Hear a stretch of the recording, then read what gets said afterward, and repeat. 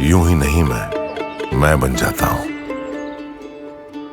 कुदरत के कोने कोने से खूबियां खोज लाता हूं। गुणवत्ता की गहराइयों का गोताखोर हूं मैं।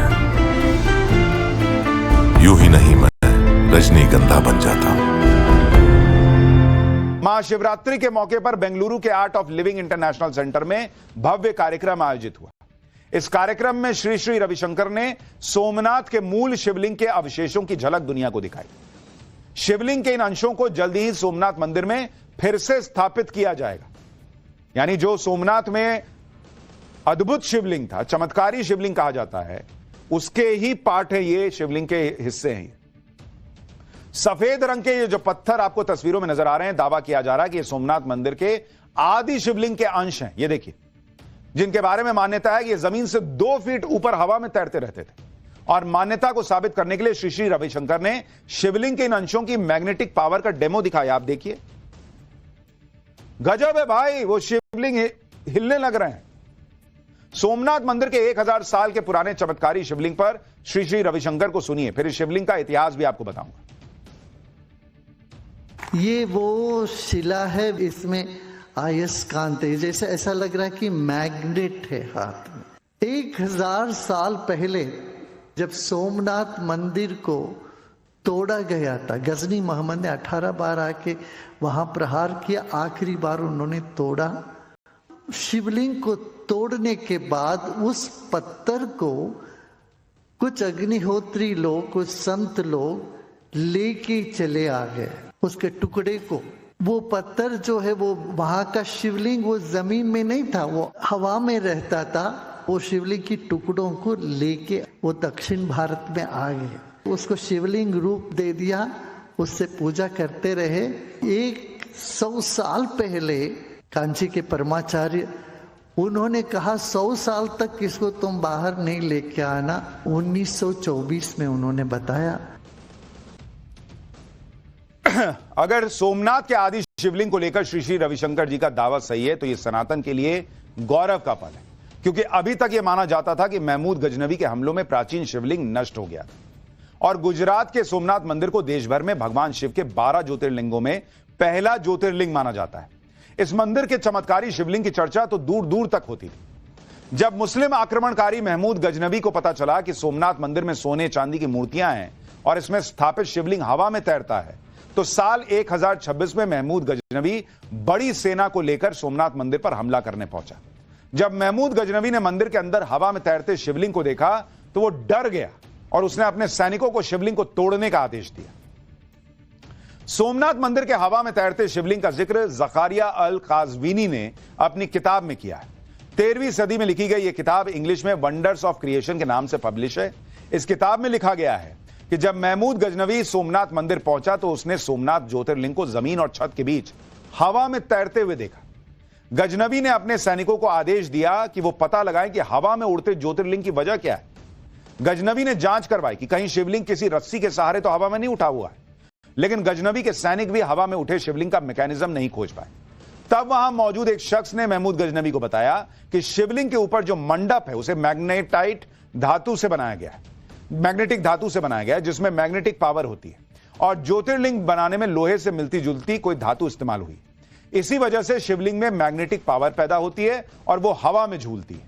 इस थ्योरी की जांच करने के लिए जब गजनी ने अपनी तलवार शिवलिंग की तरफ उछाली तो वो जाकर मंडप से चिपक गई, जिससे यह साबित हुआ कि शिवलिंग के मंडप में मौजूद मैग्नेटिक फोर्स ही शिवलिंग को हवा में रखती थी। इस बात पर यकीन करने के लिए गजनवी ने शिवलिंग के मंडप को तुड़वा दिया। अब 1000 साल बाद सोमनाथ मंदिर के प्राचीन शिवलिंग के अंश मिलने का दावा हो रहा है। श्री श्री रविशंकर के मुताबिक सोमनाथ मंदिर के प्राचीन शिवलिंग के टुकड़ों को उस वक्त मंदिर में मौजूद अग्निहोत्री ब्राह्मण अपने साथ तमिलनाडु ले गए और तब से उनकी कई पीढ़ियां इन टुकड़ों से बने शिवलिंग की पूजा करती आ रही। साल 1924 में अग्निहोत्री परिवार ने कांची के तत्कालीन शंकराचार्य स्वामी चंद्रशेखरेंद्र सरस्वती से शिवलिंग के इन अंशों को दोबारा सोमनाथ मंदिर में स्थापित करने पर चर्चा की, जिस पर शंकराचार्य ने अगले 100 सालों तक इसे गुप्त रखने और इसकी पूजा जारी रखने का निर्देश दिया। अग्निहोत्री परिवार का यह भी दावा है कि उस वक्त शंकराचार्य ने भी यह भविष्यवाणी की थी कि पहले राम मंदिर बनेगा, उसके बाद ही शिवलिंग को बाहर लाया जाना चाहिए। और आप देखिए, 1924 से 100 साल बाद यानी 2024 में राम मंदिर बना और अब शिवलिंग बाहर आई। पिछले साल अयोध्या में भव्य राम मंदिर के उद्घाटन के बाद अग्निहोत्री परिवार एक बार फिर शिवलिंग के इन अंशों को लेकर कांची के मौजूदा शंकराचार्य के पास पहुंचा। परिवार का दावा है कि शंकराचार्य ने उन्हें शिवलिंग के इन अंशों को श्री श्री रविशंकर को सौंपने के लिए कहा और भरोसा दिया कि वो इन्हें सोमनाथ मंदिर में दोबारा स्थापित करने में मदद करेंगे। आप भी अग्निहोत्री परिवार को सुनिए, फिर आपको सोमनाथ के शिवलिंग की हवा में तैरने वाली पावर के बारे में बताऊंगा। ये हमारा हाथ में जो कर्तव्य बाकी है इसका कैसे करें बोल के दोबारा कांचीपुरम जाके शंकराचार्य जी के पास विज्ञापन किया, इसका दोबारा स्थापन के लिए कुछ काम किया।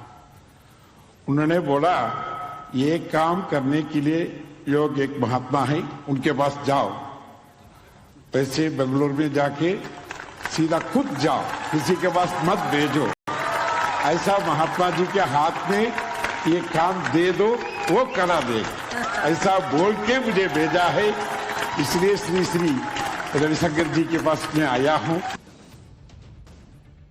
अब आप देखिए कि श्री श्री रविशंकर जिन दो पत्थरों को सोमनाथ शिवलिंग होने का दावा कर रहे हैं उन दोनों पत्थरों में भी मैग्नेटिक पावर दिखती है, तभी तो दोनों पत्थर एक दूसरे को धकेल रहे हैं। आप देखिए ना किस तरह से ऐसे जैसे ही पत्थर एक दूसरे के ऊपर आ रहे हैं जैसे दो मैग्नेट हो और एक दूसरे को धक्का देते हो, गोल घूमने लग जा रहा है, क्योंकि इन पत्थरों में ऐसे लोहे के अंश होते हैं जिनमें मैग्नेटिक प्रॉपर्टी होती है। ऐसे कई पत्थर होते हैं जिनमें प्राकृतिक रूप से मैग्नेटिक पावर होती है, जैसे लोडस्टोन, मैग्नेटाइट, हेमेटाइट और पायरोटाइट।